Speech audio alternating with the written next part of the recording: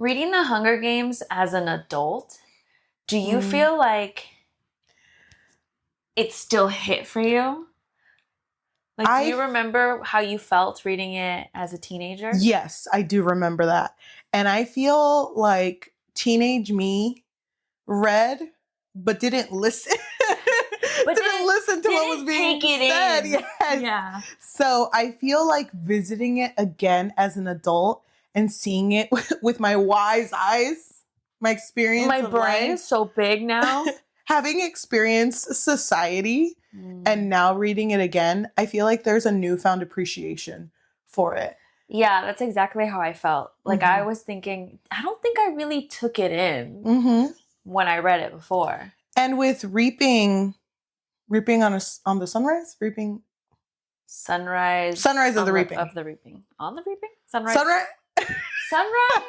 Hamish's story. Yes. Now that that's come out, I know that a lot of people read it without backtracking, but I think it's important to backtrack only because I feel like for those of us that read it when we were like in middle school or high school, you don't remember much of it because there were some things that happened that I totally forgot about. And I'm excited to talk about this. I'm excited too. Well, I actually feel like a lot of people have been backtracking because I've seen a lot of videos on my recommendation that basically say like, watch this whole breakdown of Hunger Games, or I read the whole Hunger Games and I'm going to break everything down before Sunrise of Reaping so that you don't have to. You know? So are we doing that? No. We're just doing it because we felt like it. No, we're just talking. Okay, I'm down for that too. So, do you think going back into the Hunger Games trilogy will fix your life? I really do.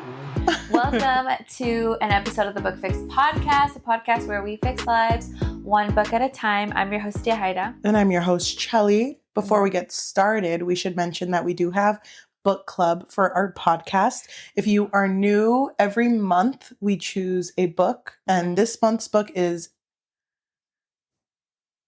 We don't really have one. Well, we're doing the Hunger Games this month, so it made sense for us to pick Ballad of Songbirds and Snakes. Yeah. I don't know how successful that's going to be, though, but join our book club on Fable and on Goodreads. You can find us under the Book Fix Pod. Or you can find links to it on our link tree, linktr.ee/thebookfix. Yes. Okay, so I was so emotional going into this. I've been emotional for the past 4 days. I don't know what's wrong. I don't know if something has been triggered. Yeah. Yeah. Yeah, everything we've read recently has broken me down to your core. My core. I feel kind of bad because I feel like you're going through an episode right now. And I get it. You know, as a fellow Pisces, I also do get very emotional. But you've been on another level, and I feel like I'm not there enough. I'm not helping enough. I should be doing something for you. But don't you realize that... I realize. Thank you. Everything we've read that has made me break down has dealt with grief in some way. Yeah. No, I realize. I realize.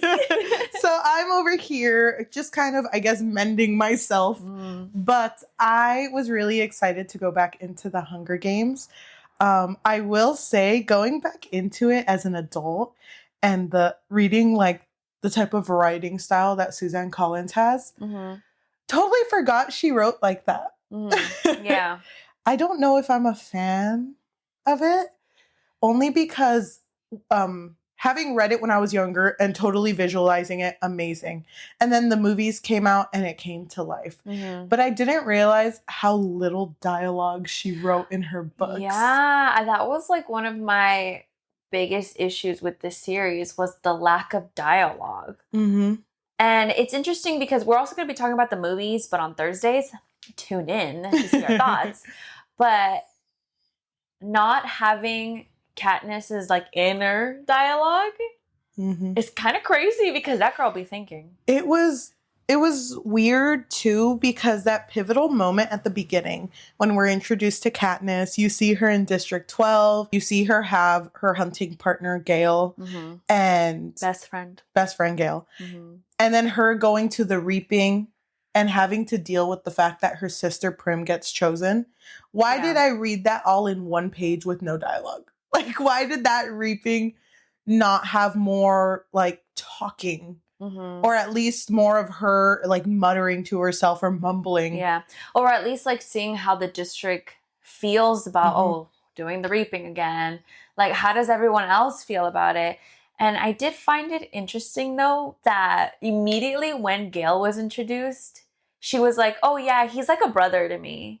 I can see that he's handsome. Like, yeah. Everyone thinks he's handsome, but no, we're just really good friends. But isn't it funny how she was also like, but there will never, ever, ever be a moment of something romantic between us. Never happened. And then immediately one of his first lines is like, what if we ran away together and had kids? I know. What if we did that? Isn't it crazy? But then wasn't she like, that's something that we always joke about? Like, kind of trying to diminish it. It's just like, girl, I don't know. It was interesting to see because I didn't remember a lot about Gale, only from like the bits and pieces that I remember of the movies. But going through the book, I was like, I don't really see how it's a love triangle. Okay, based on the first book only, right? Yeah, we're talking about the first book. Yes, so I agree with you because even if he made that comment itself just felt so out of place. Well, I do find it so interesting because obviously I remembered how the series ends in the movie because I had not read the book before this. Yeah. So him saying like, let's have kids, and Katniss's reaction immediately being like, oh, I'm never having kids. I was like, oh, wait, this is kind of important. Hold on. Because she never wanted to witness like her kids having to go through the reaping. Yes. I remember watching the movies. I don't remember in the first one if I felt anything towards Gale. Because like you said, he's doesn't seem like a love triangle because he's basically not there the entirety of the movie or the book. So in this book, that's really his only talking point. And then when Katniss volunteers as tribute to take her sister's place to go to the Hunger Games instead, you see him come into the train and say goodbye to her, right? Yeah. In the book? In the book. Yeah, because isn't that the part where he's like, or she says like, you need to watch my family. You need to make sure they're fed. You need to make sure. Oh, yes. Yeah, but that's pretty much it. And then we don't see him the entirety of the rest of the book. And even that moment didn't really feel romantic. Like it just felt like an obligatory. Yeah, like take care of my family.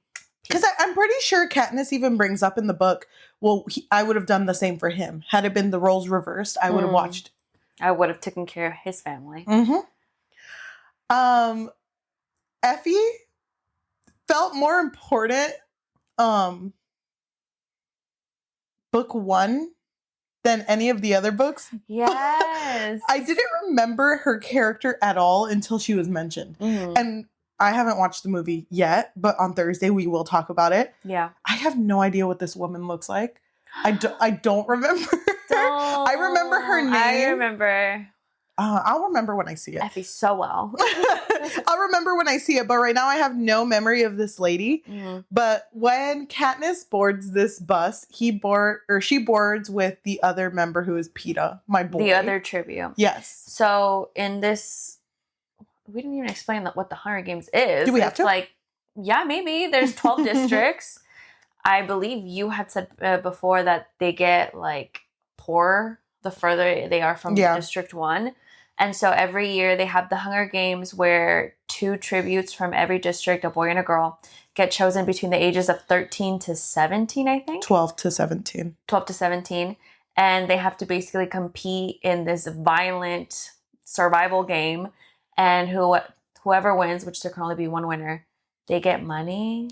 And the reasoning behind it is because the capital that's named Panem, before the districts were rioting against the capital, but the capital was able to like kind of calm everyone down.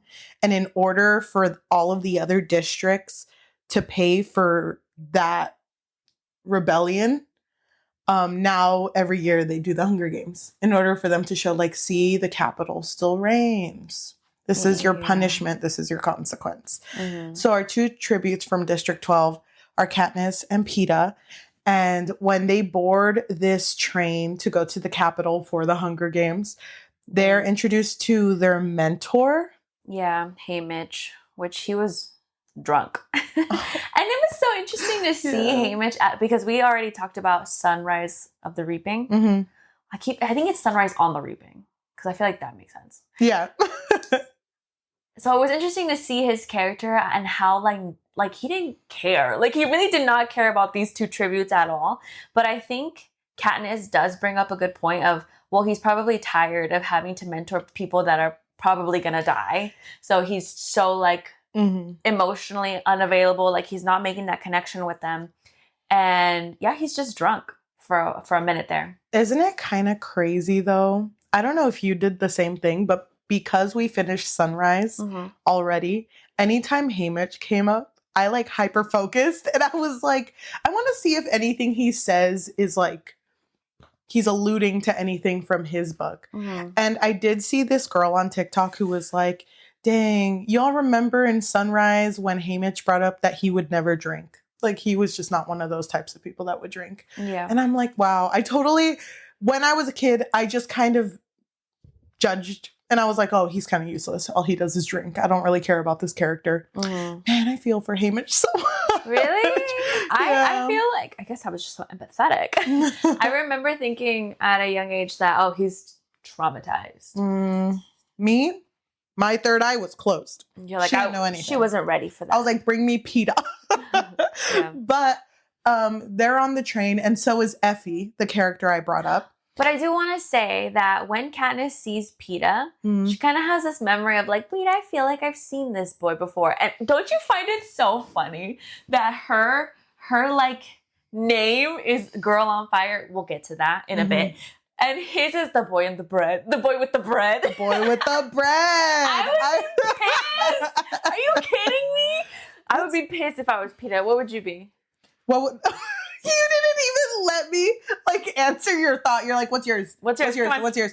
I don't know. The girl who's always crying. Okay. Why did you just call me out like that? No, me. That's us. The girls that cry. Oh wait, band name TM. That's us. Teary eyes. We're just always crying. Oh my gosh, that's a good one too.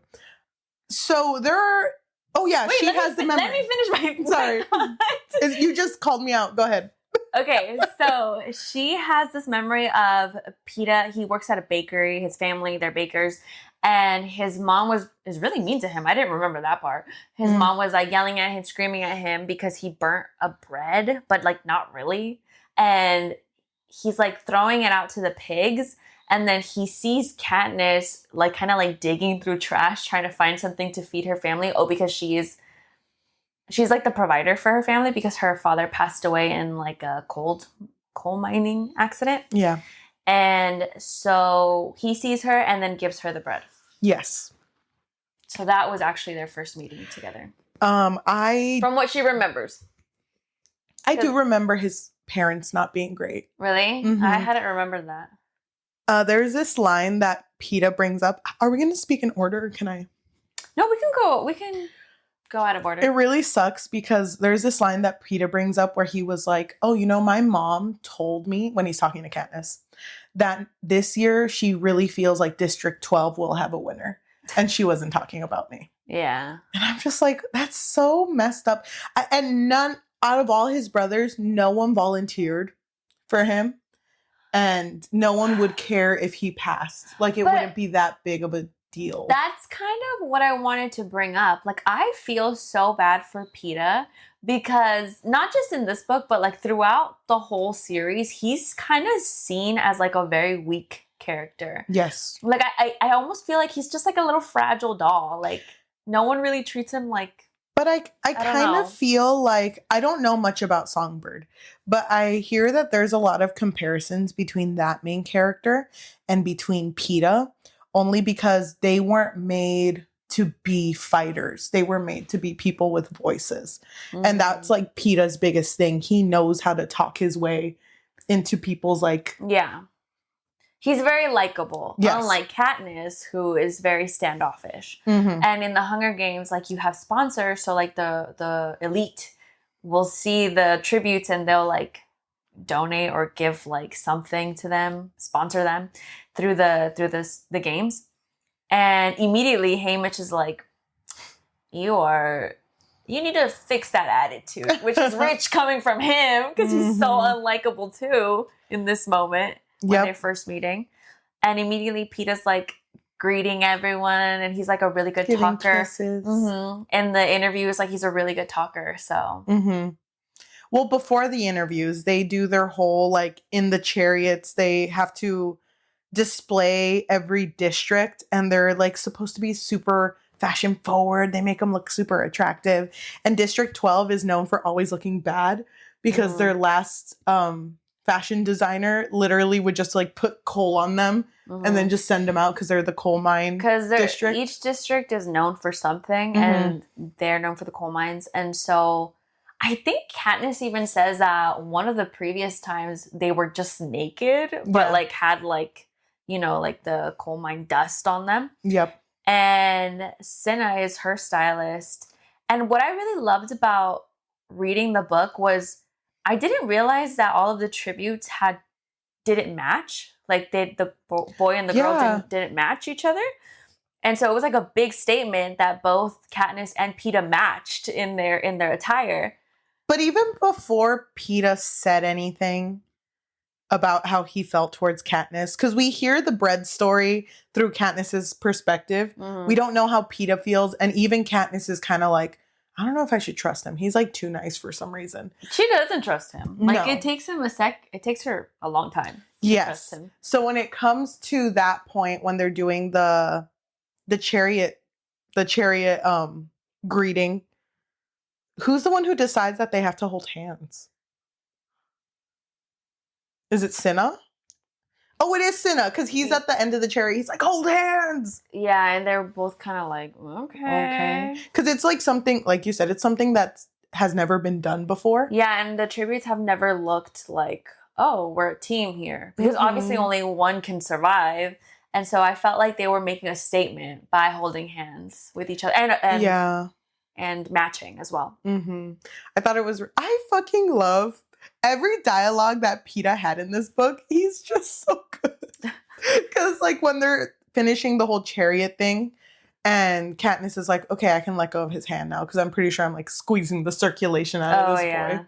And he's like, please, I will fall. Please don't let go. Yeah. I'm like, oh, he's so young. Because he's supposed to be 16 at this point. Oh, they're so baby. Wait, how old was she? Because there was a part where she said 14. But I could have sworn she was 16. I just know that by book 3, she's 17. So isn't she freshly 16? Maybe. I think so. Yeah. So after that, they start preparing for their interviews.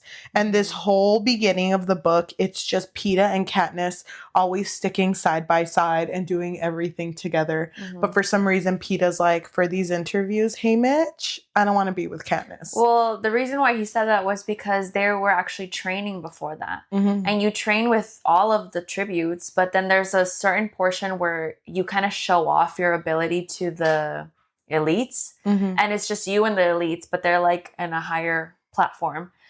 And so Katniss showed off her archery skills by they weren't paying attention to her, so then she shot into their room and hit like the apple that was in the pig's mouth.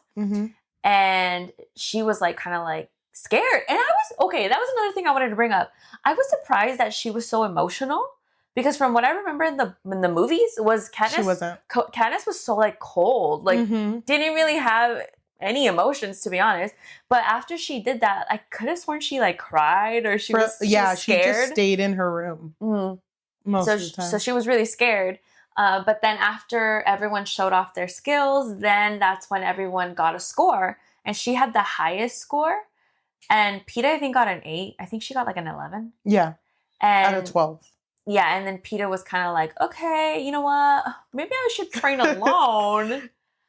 It's funny to me because there was a line before the scores were released where Katniss is like, but there's never been a 0, right? And they're like, yeah, there's never been a 0. And I'm like, Haymitch got a 0. Yeah, Haymitch. Shouldn't you reread your books and make sure there's no plot holes?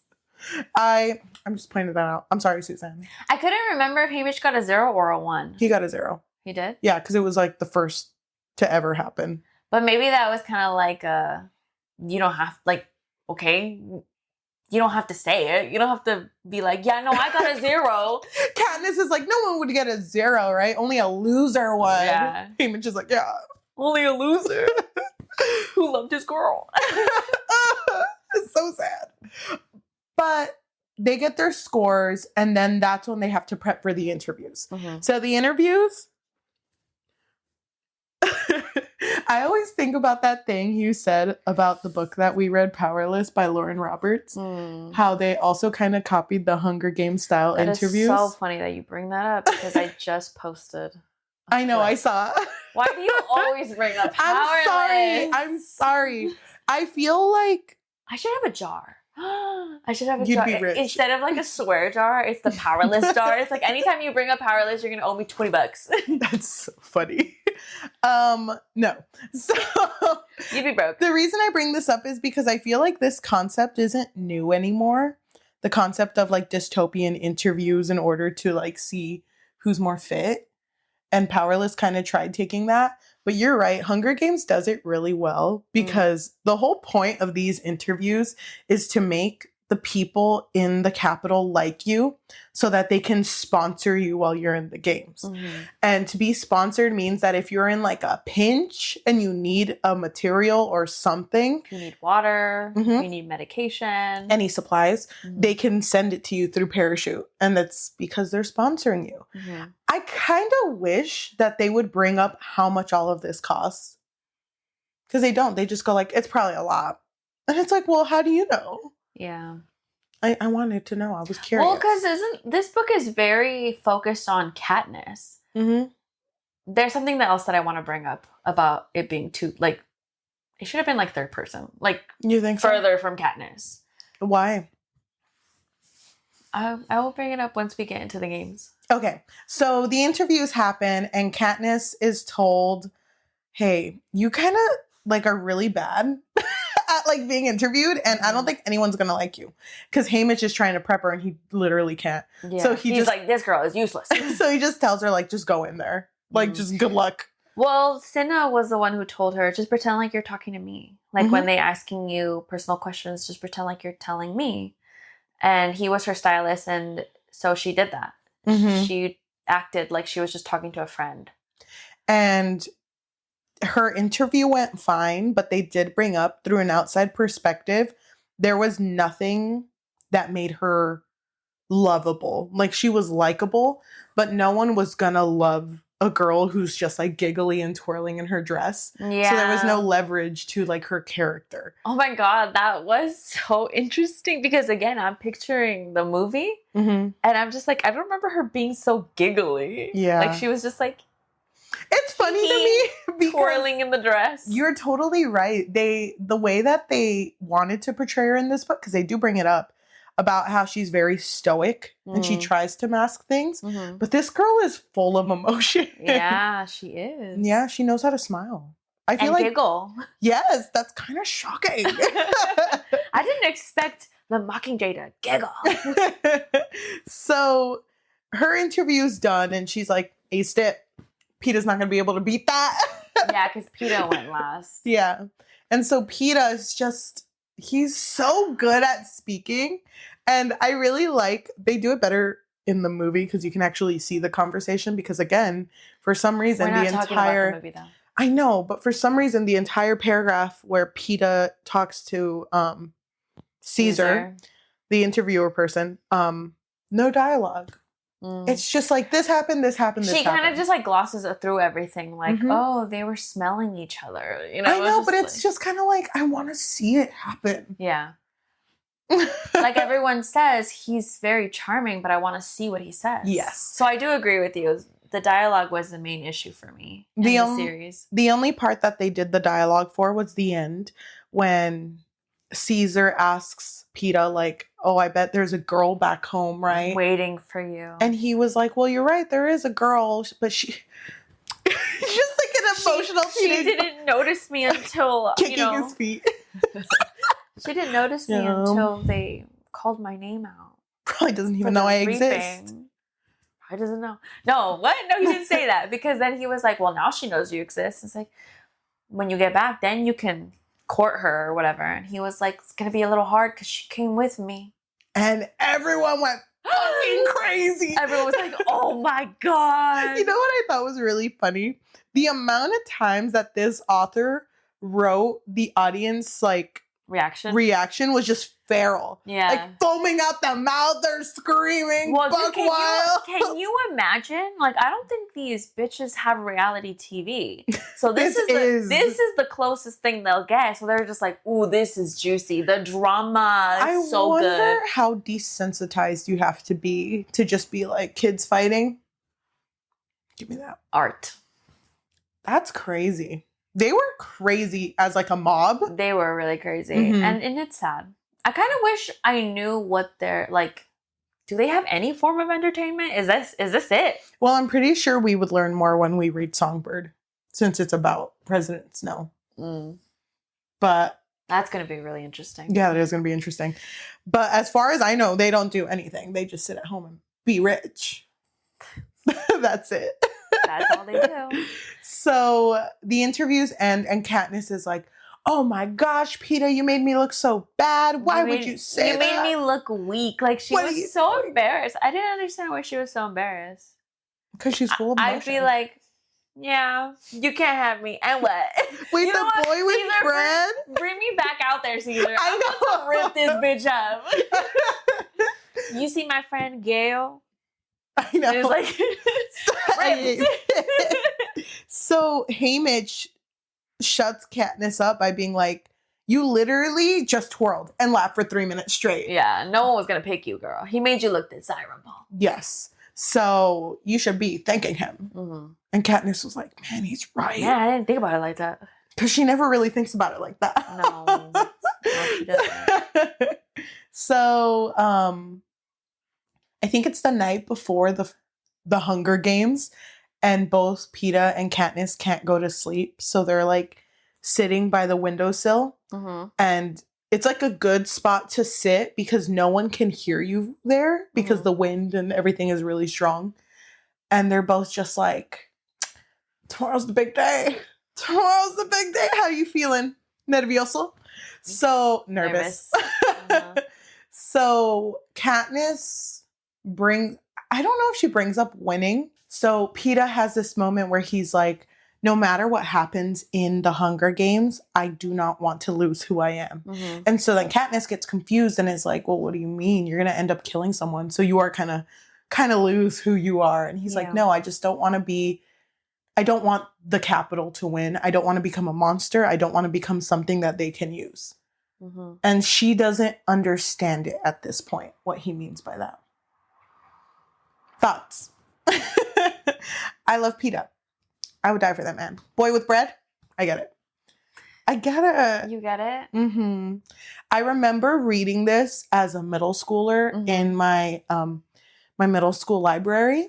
Yeah. And no one else had grabbed the Hunger Games because no one was awake like I was at that age. Nobody knew. Reading that, I was like, oh my God, things are about to get so good. I was in this world and no one else was. It was just... Don't mean to gatekeep. At this time. I know. You were gatekeeping. Why didn't you tell your friends? I couldn't. They weren't ready for this. Do you remember being into this book? I'm gonna be honest, I don't. I don't remember being You weren't a Hunger Games girly. I wasn't there yet. You were a Twilight girly. I don't remember Peeta standing out to me. I loved him. I loved him. Maybe it was because of the lack of dialogue. I don't know. Do you think you picked that up as a middle schooler? Because that's why it's interesting reading it now, because I don't think I picked that up as a middle schooler. I ate that up the way it was served. Wait, I'm so confused. What do you mean? The lack of dialogue? Oh no, I didn't pick it up. Okay, but I think maybe that's why I wasn't super into it. Okay, that makes sense. So they go to sleep. This day passes. Mm-hmm.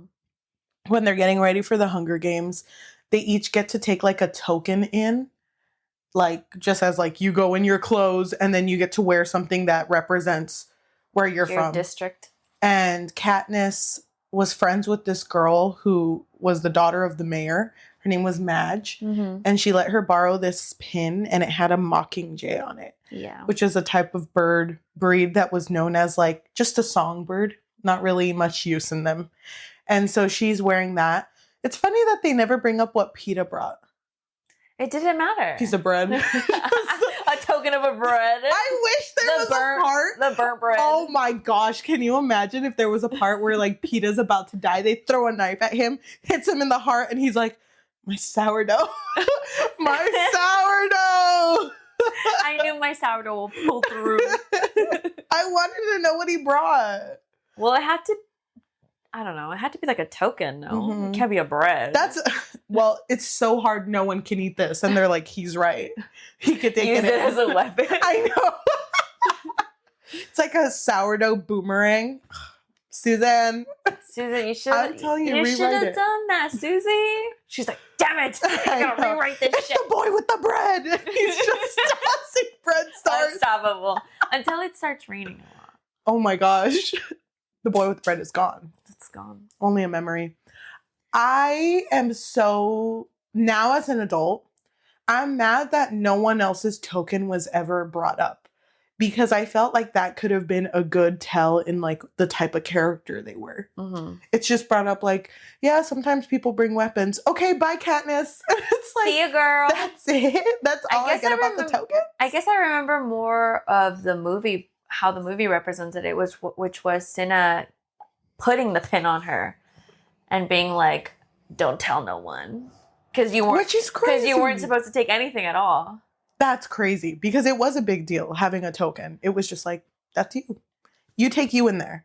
But I guess no one else took anything. So maybe that's why it makes more sense in the movie. Because it's like, okay, you're the only one. You're the only one, girl. Everyone else had something. They were just hiding it. Pieces of bread. Did Haymitch have something? Yeah, Oh, he did. He did. His little... Mm-hmm. I will be mad about it, but I'll let it go. So Katniss... Be mad later. Katniss gets into this pod and they're like, okay, you're going to be taken into the Hunger Games. Good luck. So while she's waiting there... I loved Cinna, though. He was like, if I could vote, I'd bet on you. Yeah, I would bet on you. Yeah, Cinna was really good. I like how when he was described, and it's the same in the movie. We're not talking about the movie. But in the book, he's described as just looking like a regular guy. Mm-hmm. Like, everyone in the Capitol is really big on, like, plastic surgery or like enhancing their beauty. Yeah. And he was not part of that at all. He was just a regular guy. Just a regular dude. With good eyeliner. Yeah. So when Katniss starts heading up to the game, she remembers that Haymitch told her and Peeta, you guys need to just run straight into the forest wherever like the coverage is and look for water. Yeah, don't run into the cornucopia because that's where everyone's going to go because that's where all of the weapons are. Mm-hmm. And it's just going to be a complete bloodbath, basically. You know, but she hesitated. She was like, ooh, that bow looks real good over there. I thought it was funny, too, because her hesitation in the book, the way it was described is she was literally like, where do I go? Yeah. She was there for a back bit. And forth. Mm-hmm. Oh, my gosh. If I had to watch the instant replay of me like that, I'd be like, embarrassed. How much money do I have to pay to get that off air? So not me. Yeah. But she hesitated because she saw a bow and she's like, that's me. I'm Katniss, the girl on fire with the bow. So she really wanted it, but couldn't reach it in time because while she was looking at it, she looks over at Peeta, who had come up from his pod, and he's just like, nah, girl. He's shaking his head like, don't do it. He knows her so well. But it's funny because like then the bell rings and that's why she hesitates because she was looking at Peeta and it was like, I bet that was one of his strategy, his techniques to get in my mind. Oh, I know he's out to get me. And it's like, girl, why don't you trust him? He's the boy with the bread. She did not trust him at all. Well, she didn't trust anyone. Kinda. Who'd she trust? Name with Rue. Why did she trust Rue? I guess you're right. Just a little. So the game starts. She grabs a random pack and then runs into the forest. Mm-hmm. And for the first few days of the Hunger Games, she's just looking for water. Mm-hmm. I will say, even when I was younger and reading it now, isn't it kind of crazy that it felt like no one was prepared for this? Mm-hmm. Like, they don't get to sit down being like, you're going to kill someone. Yeah. They're just like, okay, everyone train and y'all eat together and look pretty. Okay, go. Mm-hmm. It's like, that's it. Mm-hmm. So it's kind of, I felt the nervousness when they all just kind of stood there. And I think they wait for a whole minute to assess the area and then the horn blows. It's like, damn. Can't catch me doing that. Also, I was thinking, why don't they just not? Like, what happens? They go for what happens if they don't do it? Like, if they don't kill each other? Oh, has anyone ever thought about that? Wait, hold on. You're changing the whole book. Like, if they just sit down and they're just like, not today. Not today. The horn goes off and Katniss is the first to step off and she's like, wait! And everyone pauses. No, I was thinking it's like that scene in the Grinch. Which one? Where they're all singing at the end. Oh, they all hold hands. Oh, copyright. We're too good. That one. You know what I mean? Like, why don't they just all I just wanted them to have... I wanted them to have a Cheetah Girls moment. When the dog is stuck in the grate and it's like all hope is lost. Yeah. They're not holding hands. Katniss tells everyone to stop. Everyone freezes. She starts clapping. And then she just sings a song to bring everyone together. Yeah. I didn't realize how much Katniss sang. Like, oh my God. It didn't hit me when I was younger. Well, even when the movies came out, because I swear to you, I have a vivid memory. I could be wrong. Where Jennifer Lawrence was in an interview and she was like, I told them very explicitly, I'm not a singer. I'm not going to sing. And so when she had to sing that popular song, that was also in the book, but I think it's in the second one. The Hanging Tree. The Hanging Tree. Because in this one, it was the willow tree. A lot of trees. So I guess I don't know. Reading this series again, I was like, well, Katniss is a singer. Well, she's a star. Give this girl a mic. It's so funny to me because can you imagine if they remade the movies, but like modern, like more up to date? Katniss is over here trying to take care of District 11 little Rue. And it's like, oh, she's upset. Let me sing her a song. Oh my God. You'll know this one. Oh my gosh. District 7 Usher. I feel like... I love that. I feel weird. Do you think Suzanne went into this and was like, this is going to be a movie and I've always wanted to be a singer. I'm going to throw some songs in there because I know they're going to have to write it. Well, because what I will say is music can be very powerful. Yes. It can definitely, I think it could unite people, And so I understand, and especially, it's not in this one, but like, especially when there's like a double meaning or like a secret meaning in a song, like I get it, but no, I don't know. I don't hate it. I don't hate it. Like I just feel like it could be a little cringe. Just a little cringe. It was a little cringe. And, because can you imagine everyone is starving and you're just like, this bitch is singing again. Like, really? You're over here talking about walking with hunter footsteps where no one hears you. But as soon as your girlie's down, you sing a whole song, three bridges and 3 choruses. That's crazy. And also, I'm sorry, I followed along with the song. I was like, okay, I'm going to try to find the rhythm of the song. Because I remember being a Hunger Games girly. And you found it. I know. At the end, you were like, "Ooh, I'm finally there. I'm finally there." No, there's one note, one line in that Willow song that's 1 syllable too long. And it doesn't fit the pattern of the song. Oh. And no matter how you sing it, it will always sound bad. Oh. And it makes me so upset. To anyone looking, it's the last stanza, first line of the last stanza, the last 4 lines, the first 2. It drives me insane. Katniss, why? Sing a better song. Oh my God, by Usher. I can't. It's crazy to me. Okay, so she goes into this Hunger Games. Wait, there's something I want to bring up. Yes. Because the last thing that you had said was that she was looking for water. Yes. Right? That was my other complaint. Was that I wish this story was more of just like third person. Like let's just get into all of the tributes. Like if they would have made me care about all of the tributes, that would have been so nice. Mm-hmm.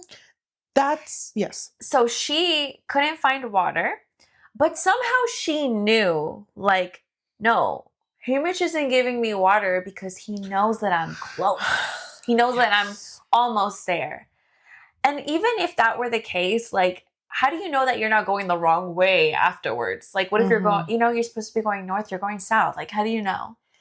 Did you notice that she had more conversations with Hamish than she did with anyone else?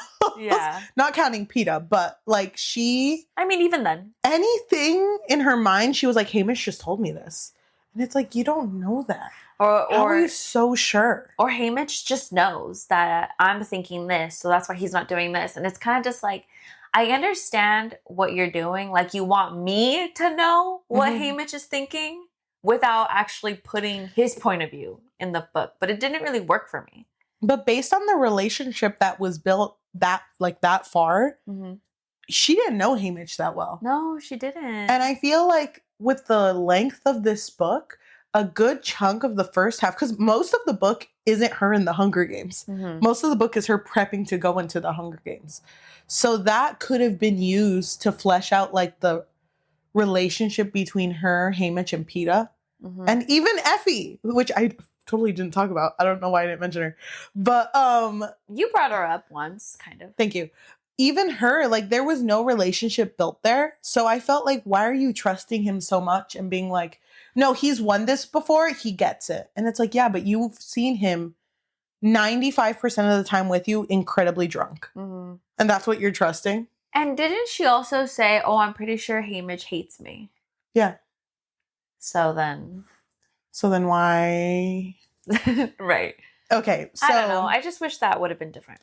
So she finds a source of water. Amazing. She looks through her pack and she notices she has like a couple of useful things. Gets in her sleeping bag on top of a tree and belts herself to the tree. With the rope that was in the bag. Oh, was it a rope? I thought it was like her actual belt. That's what I imagined. Oh, that makes sense. Maybe. But she hears some of the people, the tributes walking around, and the ones who are like the most dangerous are called the careers. So District 1 and 2 tributes, they raise their kids to fight in the Hunger Games. So they're more likely to win because their whole career is being in the Hunger Games. Yeah, they have more resources to do that, which is crazy. But also, she first saw someone lighting a fire. And then she heard them scream. And that's when the careers came out. Because they killed whoever was lighting the fire. Well, she wasn't dead, remember? Because then they're like, oh my gosh, that girl, I should have heard the cannon by now. And then that's when Katniss hears Peeta's voice. It's okay, I'll go check. And then Peeta finishes her off and then comes back. Oh, wow. Yeah. Isn't that what happened? Or does Peeta just go over there and like, please die. I don't want to do it. Please, girl, please. Gets a piece of sourdough. Shh. It's okay. It's okay. Oh my God. Oh no, it's just soaking up the blood.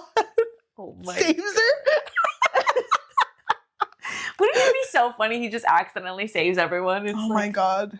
Boy just has a piece of bread for every type of situation. Oh, you're crying? Oh, it's like wheat bread. Wipes the tears. Yeah. I'm gonna wait for later. Boy with the bread. Boy with the bread. So Peeta's with them. Peeta finishes off that one girl, and Katniss is like, oh my God, I knew this whole lover boy thing was fake. He's with the careers and they're out to kill me. I know they are. I know they're obsessed with me. This whole thing was so dumb though. Because like, why? I understand forming alliances, but why would you form an alliance this big? Like there was like 4 people? 4 or 5? I don't know. That's like half of the people alive. Come on. What are you going to do? Turn on each other? Yeah, but later. It's fine. Like, you know you're going to have to kill each other. No, it's fine. They'll be fine. We'll think about it when we get there. Yeah. So Katniss is freaking out that they're even like an alliance together. They're all getting ready to go to sleep. And while Katniss is up in this tree, literally just watching them, she sees like a pair of eyes that are in a distance, and it's Rue, who is also sleeping in the tree.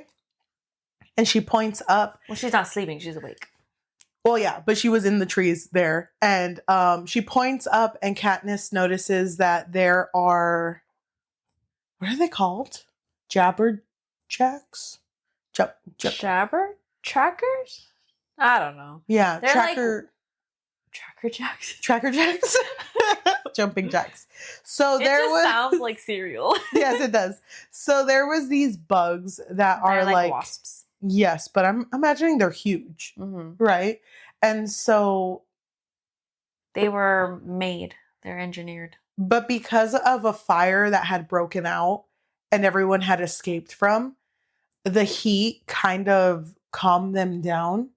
So at the end of the night, when the district or the capital plays Who Has Died in the Hunger Games, and there's like really loud anthem music playing, Katniss cuts a part of a branch that's holding all of these wasps like up there, and it breaks, and all the wasps fall and start attacking everyone down there.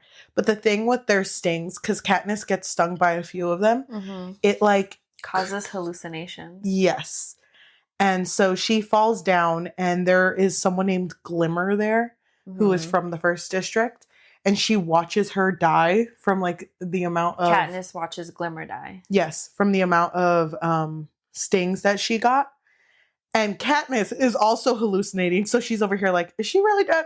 Wait, why are there so many butterflies around me? Yeah. So she's going through it. But then she's like trying to leave, but then she sees the bow and arrows, and she's like, no way, I need that. So she grabs it. Oh my gosh, yeah. But then doesn't she describe like she's trying to grab it, but she doesn't really understand how to grab it from Glimmer, who's on top of it. So she's trying to do it, but as she's doing it, like Glimmer's body's disintegrating in her hand. Yeah. And I don't think that's real. No. Okay. I thought that was just like a hallucination. And then when she finally does grab it, Peeta comes running back, and he's just like, oh my gosh, I thought you were gone. You should be gone. Take this piece of bread and leave. So don't forget me. I know. This is my favorite bread, okay? I know. You need to get out of here. And, they push, and she feels, and it's like a little piece of sourdough. Oh. It's like, oh my God, the boy with bread. Shout out to that man. But the District 1 career that was in the group with Peeta sees that she escaped because he helped. Yeah, so from what you can infer is that Peeta saves her from Cato, and he's like fighting Cato while she's like stumbling, trying to get away from them. You notice that this author, I'm so sorry, Suzanne, I'm a big fan. Do you notice that a lot of things happen off the page? Yeah. Why wasn't I there for that bread fight? I wanted to be there. I wanted him throwing every single slice he had on him. I think the reason why we weren't involved in that fight was because I was worried Peeta didn't make it. I mean, obviously I knew that Peeta would make it, but let us worry a little bit about him. Can I say something else before we even keep going? Everyone has a skill, and it's clear that Peeta doesn't, except for making bread. No, he's strong. See, he can throw the heavy things. There's a big ass boulder in the way, he can lift it up and throw it a little bit to the left. No, he can throw it. Never once is his strength highlighted in this. I wanted a pillar to come down towards Katniss and him with one hand, wedge a piece of bread so it falls and it sticks. And it's like, don't worry, that sourdough's days old. That's gonna hold. That didn't happen. Why don't we see him being strong? Thank you. That's my other critique, is why is Peeta shown as so weak? My man could do it. He could do it. Do you think he should have earned another title? Like if he had done something? The Boy with Berries. That's not a good one. No, that's not a good one. Boy with Bread isn't that bad. The boy that can lift a heavy sack of flour. girl on fire. The boy that once I crashed into him at a store and a piece of sourdough fell out of his pocket. But that's not impressive. That's not showcasing his strength. The boy that said bless you to me before I even sneezed. No. That's his strength. Because he would. You know he would. No, I know what you mean. It has to be something impressive. I wanted to see him tear a tree apart. Oh my God. Wait. The boy who can camouflage himself very well. Oh my God. Okay, can I just say, so to get to that point real quick, Katniss escapes and teams up with Rue. Aww. And this part was sad because there was a moment when she addressed Rue as Prim. Yeah. Because she like saw Rue and saw her sister. Because they were both, I think, the same age. Yes. And they acted very similar. Mm-hmm. So I thought it was really, it's bittersweet. But when her and Prim are trying to come up with like how to beat the careers. Her and Rue. Oh, sorry. Oh my gosh, me. I'm also going through it. So when her and Rue are trying to come up with how to beat the careers, Rue does bring up that she has been spying on their hiding spot, which is literally the cornucopia. Yeah. And they have all of the materials just in the middle of the arena. Mm-hmm. And so she was like, but for some reason, they don't hide it. Like, it's just all sitting there. It's all kind of like in a mountain. Yes. So she was like, I feel like there's something to it. So what should we do? And then Katniss was like, well, let's get rid of all their supplies. Like burn it? And there's that really, the sweet part where it's like, what should we do? Burn it? Should we throw it all away? Something like that. And then she like pokes Rue's stomach. Should we eat it all? And then Rue laughs. And I'm like, oh, she's such a big sister. Yeah. She's so big sister. And it makes me so sad. Sister energy. So then they go through with their plan. And I forget what Rue's part of the plan was. She was supposed to create the distraction. Okay. And I think she does. To get them to like leave. Mm-hmm. I think she does because they all leave. Mm-hmm. But Rue told Katniss, you will hear the Mockingjays whistle my 4 tones. Because they copy what they hear. Mm-hmm. And that's how you'll know I'm okay. And I guess when Katniss finished her side of the plan, which was her realizing that the arena had been like set up with a bunch of mines, she makes an apple out of a burlap sack fall out. And then it just explodes everything. And she loses her ability to hear from one ear. Which is crazy because I also forgot that happened. Yeah, I forgot that happened too. And when she goes back and she does the whistle, she doesn't hear it immediately. Yeah, she doesn't hear it. Well, first I do want to say, why did she burn up their stuff? Why didn't she just take it? Because she didn't know how to get in there without, getting in it. I think the point of I know. She could have done it. I think the point of the whole thing was like, the only reason the careers are winning is because they're not thirsty. They're not going through like starvation. They're not going through all this. And they probably don't know how to gather all those things because they've always relied on their strength. Mm-hmm. So if we take all of that away, then we actually have a chance on beating them. Because then they'll start getting thirsty. Yeah. And it's like, time out. I'm thirsty. I'm too hungry. You would never fight someone that's thirsty. You would never do it. I know you. I know. Stop. Wait, Hunger Games timeout. Yeah, I think that was the whole point, though, to like even the playing field. Mm. That's interesting. So when she goes back to get Rue, she notices that the Mockingjays don't sing immediately, so she starts looking for her. And when she finally finds her, she sees her get speared by one of the careers, like immediately. And it happens really quick. Mm-hmm. Like Rue's death happens, and then Katniss immediately kills the person who did it. So she has no time to recognize that that's her first kill either, because immediately she goes to Rue, and Rue, who is in the middle of like dying, tells Katniss not to leave her, and Katniss doesn't, and she's like, you know what, Rue? This reminds me of a little ditty. Well, no, Rue asks her to sing. Oh my God. And did Katniss sing? She sang her heart out. It's just weird to me when authors write their own songs. I don't know. Okay. All of a sudden, you're not a fan of that. Would you? Would you write a little ditty? Well, I'm not really a songwriter, so no. No, I've never in a song. Have you? Your first? No. That's shocking. I feel like you would. I feel like you would make musicals. Oh my god, wait. Okay. TM, but soon to come. No, I feel like, to me, I find it cringy in a book because it just throws me out of it. You just reminded me of when we talked about Markless. Remember that? And you were so cringed out because it's like, she was like a singer, no? Yeah. So when she fought, she had to like sing a song and everyone had to join her. Yeah. And we made choir. We made the joke like it's Beyonce. No, like, you made that joke. Thank you. Everyone, we all know Queen Bee. Oh, I love that. Looking so crazy. Right. I don't remember any songs. I was like, please, one just come to my mind. Rock in love. Oh my gosh, that sounds just like it. All night. If someone gets that, edits it, and puts it together, like gets rid of the gaps, it's exactly right. Too good. I get you though, because I feel like a lot of the times it could feel very cringy. Yeah. And especially when the stakes are so high, like you just lost this poor girl.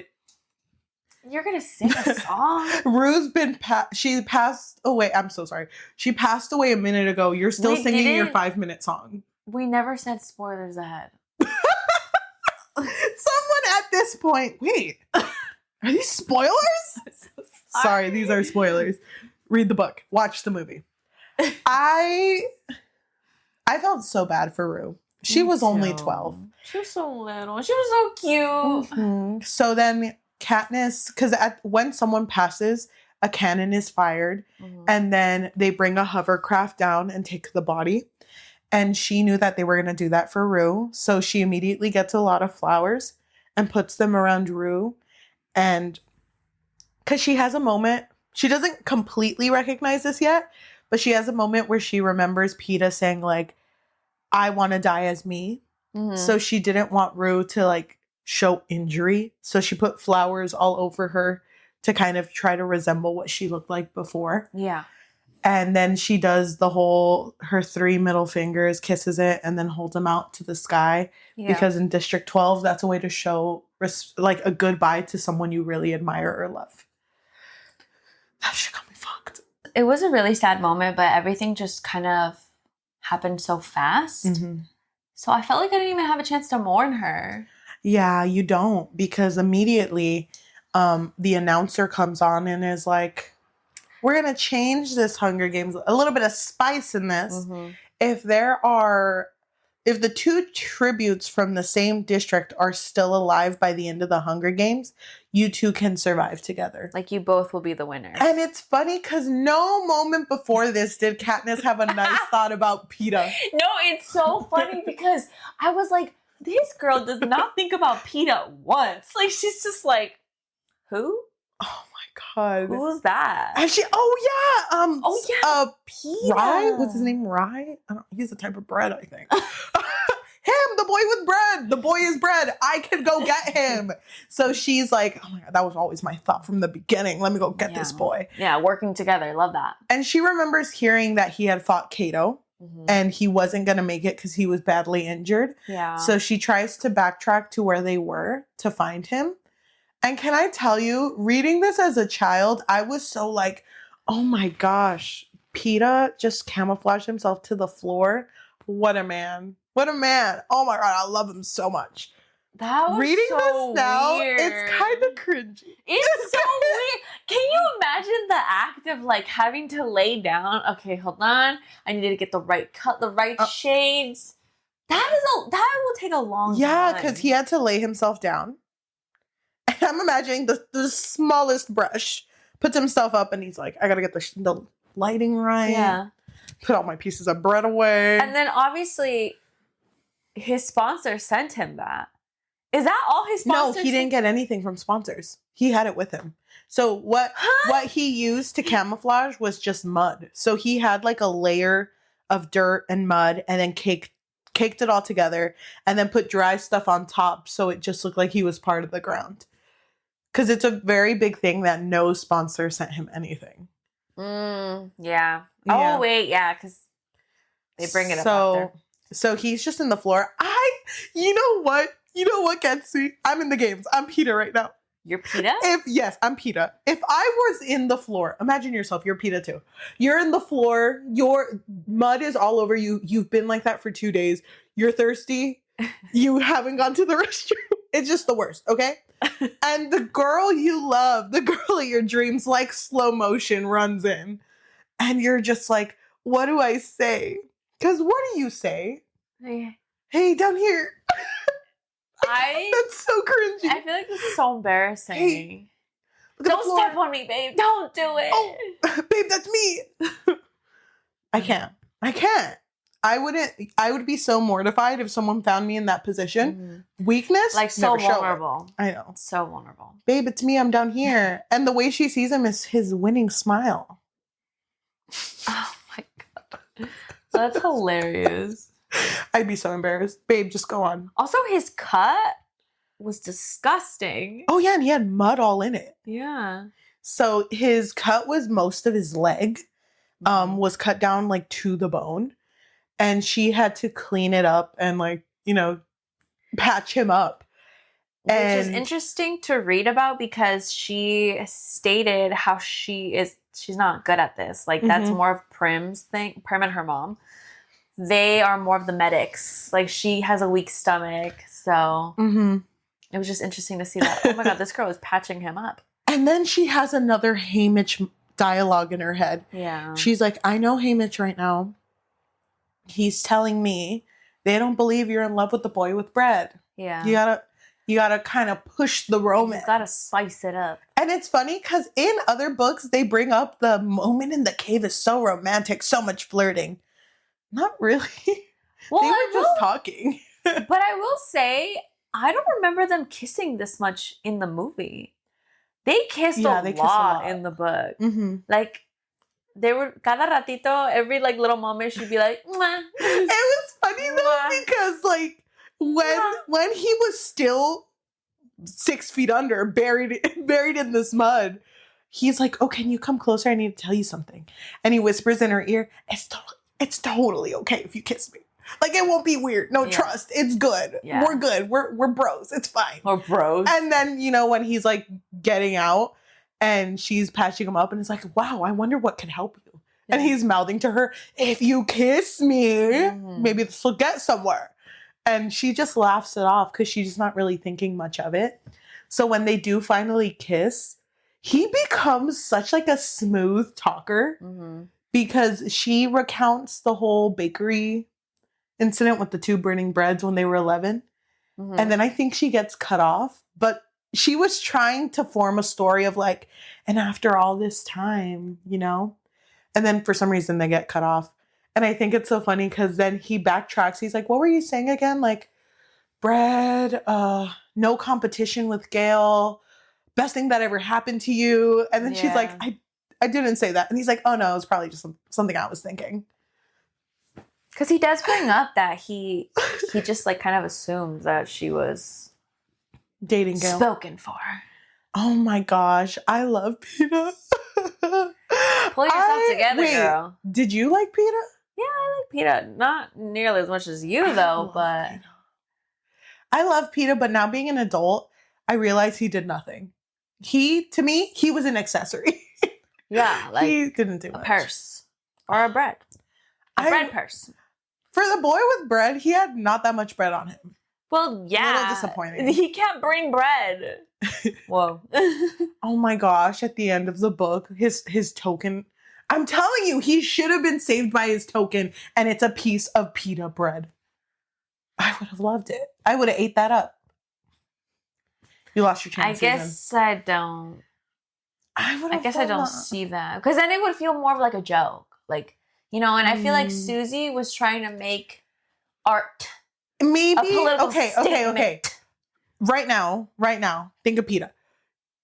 Keeping it serious, what would his token have been? A heart pin.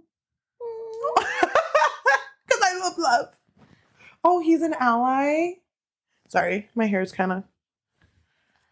No, I just feel like he would have something that would showcase how much he loves love. Like just something, he's a gentle soul. I think it would have been interesting having seen. He has a bow and arrow. For you, babe. I think a flower. It would have been. You see this little piece of canvas? It's actually a piece of a flour sack.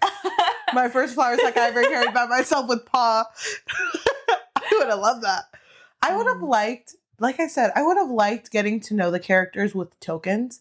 And it would have been interesting if in the first book, Peeta didn't take anything in with him because of how little he viewed himself. Yeah. Like, it would have been nice to know, like, yeah, I didn't bring anything because, like, what really defines me? Yeah. I love Peeta. You ever have those moments when you read a book? I'm so sorry. I don't mean to call out Suzanne. I love her. But when you read it and you're like, nah, I could have written it better. Yeah, that happens every now and then. I was feeling that with this. But I feel that with a lot of things. Thank you. I could have written this better. I could have made that Peeta beautiful. The Peeta bread? Yes. Or the Peeta, the man? Peeta the character. Peeta the man with bread. Oh, okay. The boy with the bread. So they are now... I feel like we should skip forward. Yeah, they're showcasing their relationship, whatever. Peeta's not getting better. His leg is busted. And so then the announcers come up and it's like, I noticed that those who are alive really need something. In those exact words, too. Yeah. Really need something. Really need something. Oh, so sad. I know. So at the cornucopia, there will be something that each of you really needs. Yes. Katniss goes. Another moment of Katniss just knowing what Haymitch is thinking because she gets sent like a gel, like some sort of a syrup. A syrup, there you go. And she just knew, this is to put him to sleep. You know what I thought was funny too? She mushes it into berries and feeds it to Peeta, and Peeta's like, oh, that's so weird. What berry is this? And it's like, they're called sweet berries. You find them in the wild. You're telling me a boy who makes bread for a living doesn't know a berry? He would know his berries. He should know his berries. Holds the spoon. You're lying to me. What berry family is that? I was thinking, that's so funny. It's not the poisonous berries? I know. He's out like a light. Oh my God. Oh, that would be sad. I hate it, but whatever. He goes to sleep. He's out for like a day. She goes to the cornucopia, gets the bag, comes back. Gives a syringe to Peeta. And it's funny because then she passes out. And 2 days later, she wakes up and Peeta's like, you good? You good? I woke up, you were in a pool of blood. But you look good. Yeah. And their last fight is with Cato, which is the main District 1 guy. But Cato was running. Cato was running from something. And then it was like little beasts that looked human-like. But then once they get on top of it, I think...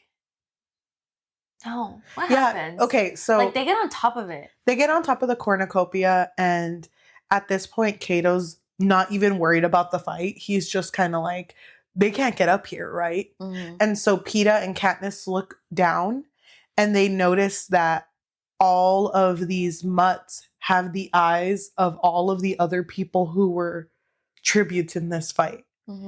And I think that's really funny that they realize that, because it's like, you guys were together for how long? You didn't talk about a single one of these tributes, and you remember Glimmer's eyes. I was a little bit confused by that. I thought like, the face looks like Glimmer. It was just her eyes. It was just the eyes? That doesn't make any sense. Do you recognize people by their eyes? I would recognize your eyes. Yeah, I would recognize yours too. But would you recognize like someone I just met? No. No, let me see. Like if I showed you a picture celebrities' eyes? Yes. Yes, I can do it. Okay. There's videos of people doing that or like their lips. Like, what if I showed you a picture of eyes of people you've worked with in the past? I think I could do it if I was close enough to them.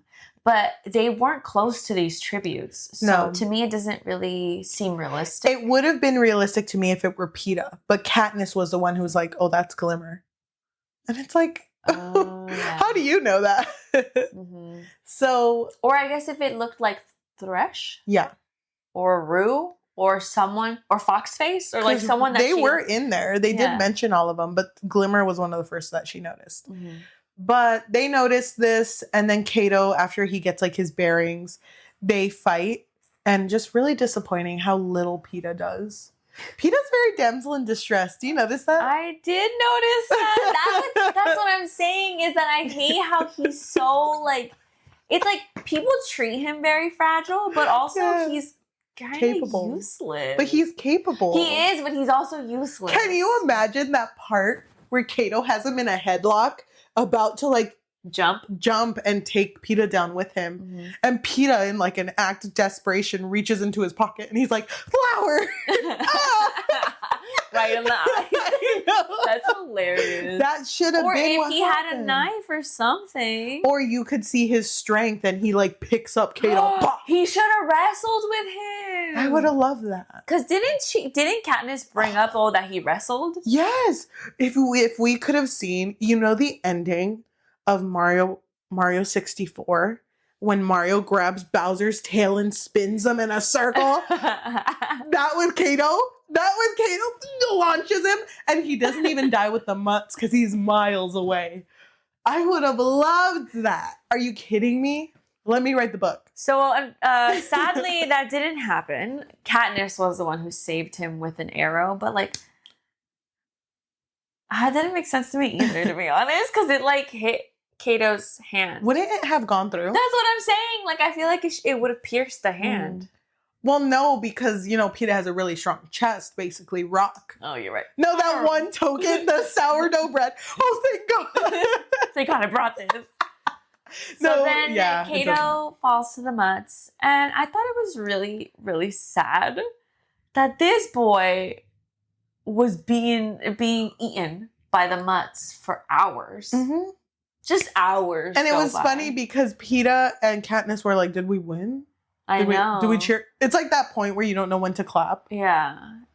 Okay. And he's slowly dying for hours. And it wasn't until hour 5, maybe, when Katniss decided to put him out of his misery. Yep. And shoot him with an arrow.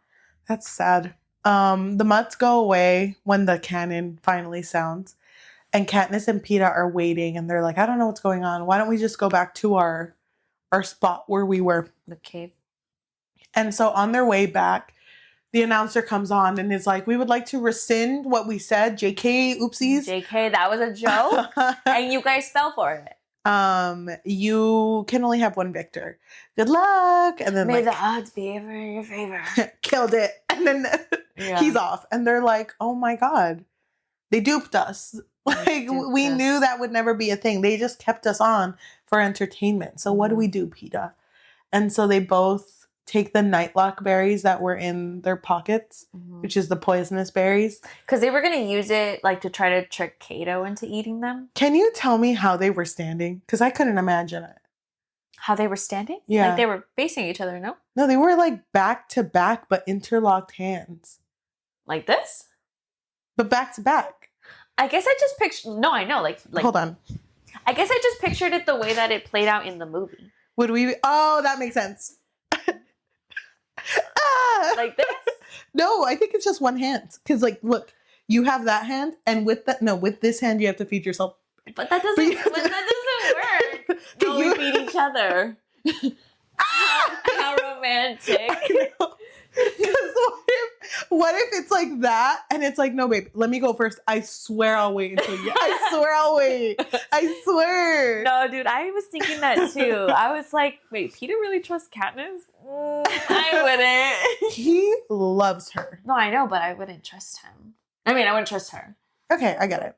But then as the berries go in their mouth, the announcer comes back on and he's like, JK! No, wait, drop the berries. Please. Please! Save the boy with Cut the bread! The cameras! Dead ass! The music starts playing. They're like, winners. You guys did it. Good job. I'm so happy. So proud of you. But they immediately take both of them and separate them. Like Haymitch... To treat them, basically. Yes. And I think Haymitch is prepping both of them for like interviews. And Katniss keeps asking, like, oh, but he was like, girl, the Capitol is pissed at you. Because that thing that you were going to do was an act of defiance. So you need to make them believe that you're just so crazy in love by Beyonce with Peeta, and you just couldn't think. You couldn't think about living without him. Hey, Mitch, that was love type shit. I know. You don't get it? It was love type shit. So they have to prep for interviews as like the victors, and they don't get any time to just talk as them. But Haymitch had told Katniss what it looked like and had told her, you need to make it look like you're in love. And so she does that. They're like interviews where they're sitting in like a love seat and she sits on Peeta's lap. And it's just like a huge thing. Like, oh my God, they're so in love. I think that's really awkward. Cringe again.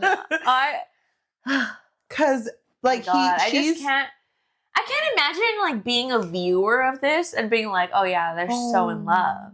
Because she was on his lap, head on his shoulder, and was like, hey, Caesar. I just couldn't imagine my life without him. Can you blame me? He can lift a sack of flour like it's no one's business. It's like in the middle of the interview. I'm getting a little hungry. Are you hungry, Caesar? What are you feeling? Sourdough? No? Okay. No. What are it's all in his jacket. It's like in the blazer. Instead of weapons, girl loves her bread. I hate it. I hate it. We get to the end where Haymitch, Peeta, and Katniss are all together. And I think Katniss brings up, yeah, the Capitol was so pissed. And Peeta was like, okay. Like, why does that matter? What does that mean? Oh, I remember. Right? So this whole time, she was acting super in love with Peeta. And he was too. And he was too, because he is in love with her. And so at the end, she basically says like, oh my God, we really got them. Yeah. Like, we're really playing it up. Good job. Go team. Yeah. And then he felt like, wait. What are you talking about? Why don't you guys let me in on whatever you guys are planning? And so he felt very stupid, and he got mad at her. At this point, Katniss is like, oh, he was for realsies. He was being for real. Wait. Oh. And so she feels bad, and then he asks her, like, was everything we went through fake? And because she doesn't know how to explain her feelings, she just goes like, I don't know. Yeah, no. Like, maybe. Some of it. So? We're here. We're alive. We did it. You know what? Talk to the hand. Talk to the piece of bread. And he leaves. Yeah. Breadcrumbs. Following. Leaving a trail of breadcrumbs. The end. Is that how it ends? Yeah. Sad. It's just him. Did anything happen with Dale? No, because we don't see him at this point. They get to live in the Victor's Village, population 3. Their roommate, Haymitch. I know. Haymitch is like, wow, our population size like tripled in these past days. Crazy. I'm the mayor. Pissed. He's like, this is why I didn't want you guys to win. I know. Just saying. Oh my gosh. The end. The end. I feel like one of us on this couch is a little more excited than the other. Go ahead. Cast in your vote. Place your votes. I'm sorry. I feel very mellow right now. I feel like Hunger Games didn't leave an impact on you when you were a child. Explain. I'm going to be so honest. I don't know if I read the entire book when I was Do you remember what age you were? Like what grade? No, I don't remember anything. Do you remember why you picked it up? Or why it picked you up? It chose me. Well, I would read a lot. But I think at the time I was really into like more so like thrillers, not true crime, but what are they called? Like crime thrillers, I guess. Yeah. So I remember reading one of those, and then somehow I ended up picking up Hunger Games, but I don't think I read the entirety of it. I lived at the library. Dude, me too. So I remember, I didn't grab this from the library. I was gifted this. I feel like I bring the story up a lot.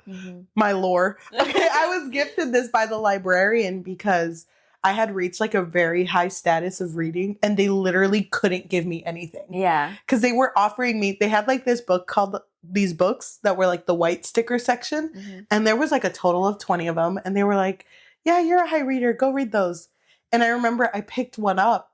If anyone can find this book, it was literally about like segregation. And then a white man gets in an affair with like the maid.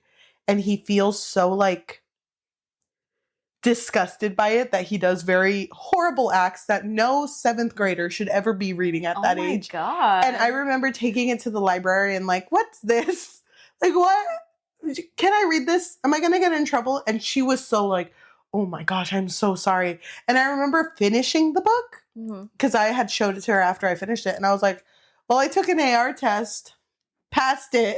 Like, are all the books like that? And I remember she felt really bad. And that was around the Scholastics time. And she was like, here, you should read this. They say this one's really good.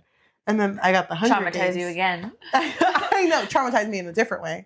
Came in, I was baking all types of bread. So that's why I'm a baker now. But I remember reading it and immediately I was like, this is my hyperfixation. This is my whole life. But no one I knew was reading it. Yeah, I don't really remember anyone reading it at that point. It wasn't until maybe like high school.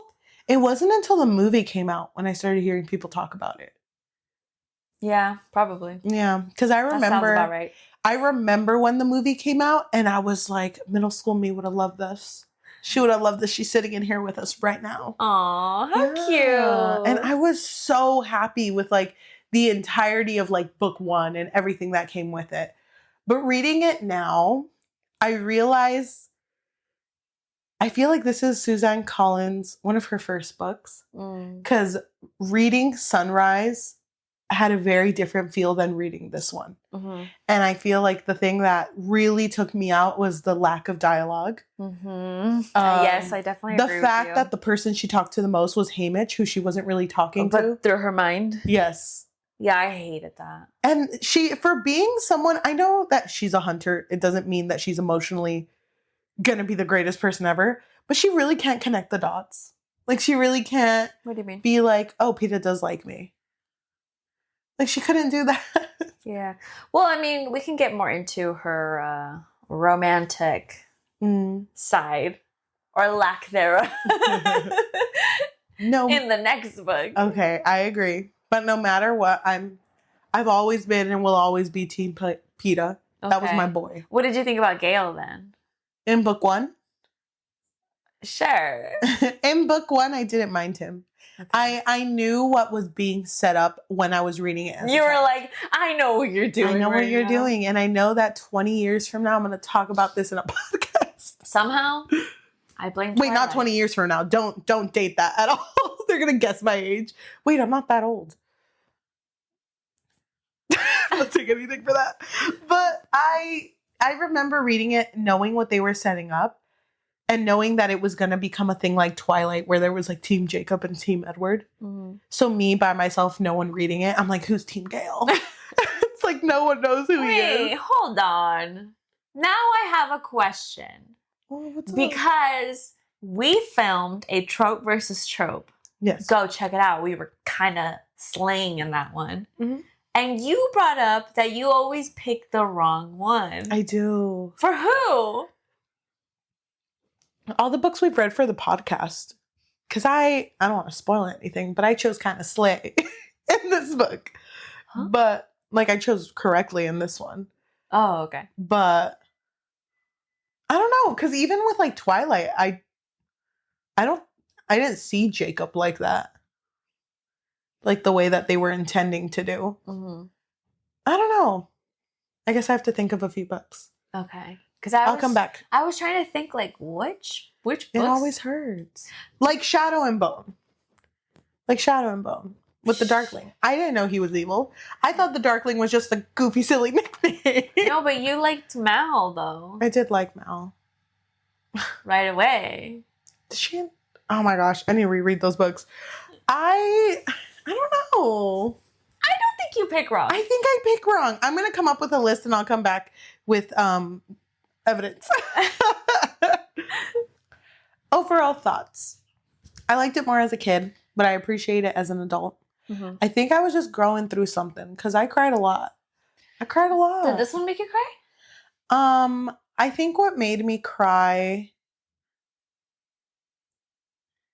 No, I don't think I cried in this one. No? I think tear ducts closed. Because I remember having cried for Rue before, but in the movie. I feel like the book didn't give me a chance to really... No, because then I had to read the stupid lyrics. It was, I guess I got to find a beat for it.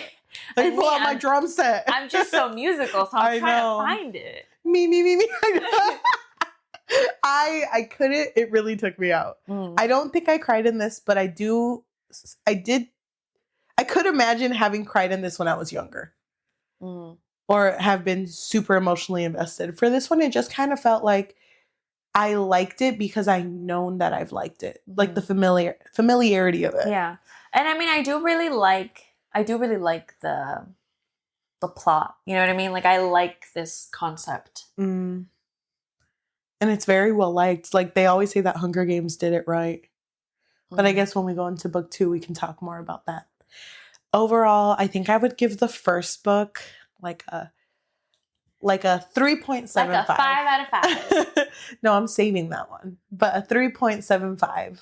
I'm sorry, does it get better? Stop! Why is that so low? Because I'm comparing the 3. 3.75. The big 3. The big 3. 3.75, a 4 on Goodreads. What? I feel like... You think it was solid? You think this was the one for you? No, but I think a 4. Okay, that's very sweet. 4.25. Oh my God, look at you on the higher side. 4. I'm just kidding. I just keep going. Okay, I get that. To anyone who is watching us in audio form, whether that be Spotify, Apple Podcasts, Amazon Music, or anywhere you get your podcasts on, thank you so much. If you can like, comment, oh wait, hold on. I'm mixing them. If you could leave a rating of 5 stars and a review recommending us our next read, give us something that's not a series. I want a one-off. Me too. For the next, for the whole month though, we're just going to be talking about Hunger Games. So watch us progressively just slouch into this couch. Oh my gosh, she's a rapper. I guess I can write a song. But I just feel like this series is so ingrained in me, you know? Yes. It's so big to me. So get ready for this whole month. I'm so excited. If you're looking for an extra way to support us, we do have a Patreon, which you can find at patreon.com/bookfix. But if you're not looking for something that's monthly, we do also have a Ko-fi, which is ko-fi.com/thebookfix or buymeacoffee.com/thebookfix. If you are watching us, thank you. If you can like, comment, subscribe, and hit that notification bell because we post every Tuesday and Thursday. For the full month, we are only going to be talking about Suzanne Collins and her Hunger Games trilogy plus Songbird. And we, on Thursdays, are also just going to be watching all of those movies. I'm very excited. Join us. Okay, why don't we read... Oh, sorry. And if you want to follow any of our social media or find our book clubs for Fable and Goodreads, go ahead and check out our link tree at linktr.ee/thebookfix. Thank you. Okay. Thank you.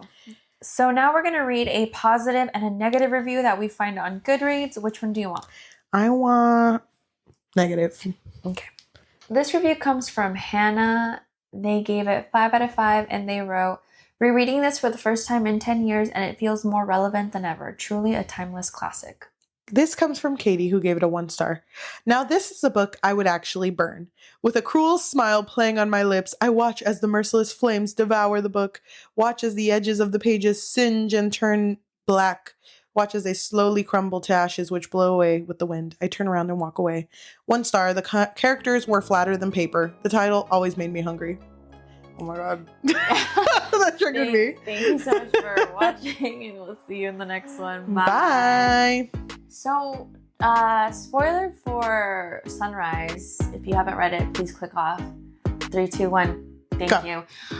Do you think that Hamish was triggered when he saw them about to eat the berries? Do you think that when they were doing this, do you think he was like, I think those fucking bitches?